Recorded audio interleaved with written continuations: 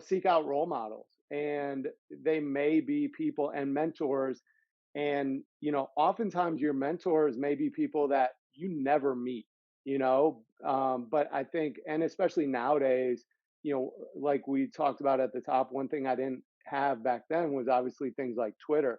Nowadays you have things like Twitter, so I can go and look, and I can find, who are people I admire in the strength and conditioning profession.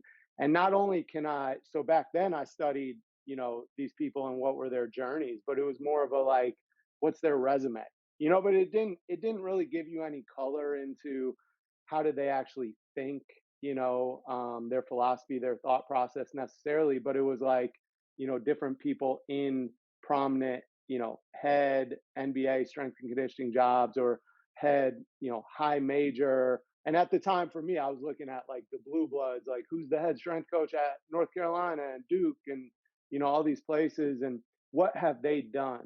Mm, What were the steps along their journey to ultimately get where they are now, which was for me, that was at the time what I thought, was the destination. And so, something I always talk about is success leaves clues. I think mm. you can learn a lot by studying the journey, studying the paths of other successful people, who are in those positions you aspire to get to. And then just, trying to reach out to those people, email those people, engage with those people. Nowadays, it's, again, it's Twitter. So, maybe I follow them and I engage with stuff that they're tweeting, or I send, direct messages to them, or, and ideally, be thoughtful with that.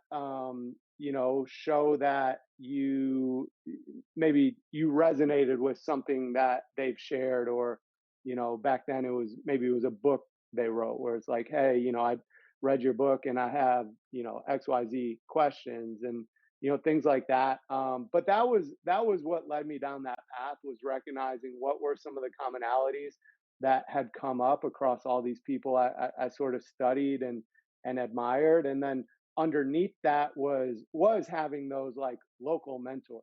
And, I think where it starts is, it's not necessarily going to start with, oh, you're going to be mentored by, Mike Boyle or somebody like that. It's, and even for me, it was like going to the YMCA and looking around, and, you know, who are the strongest people in here and what are they doing, and let me like start bugging them and asking them questions. Or even, some of the oldest people who are in here, they're 80, 90, and they're still fit and they're still active. Like, let me ask them questions. Right. And for me, then it ultimately led to, okay, what's my foot in the door? And for me, it was growing up in a small town, was like, maybe I can work in the weight room at my YMCA. And so that for me, that's how I started. And, then it was learning from the like fitness director, personal training manager at the YMCA, because,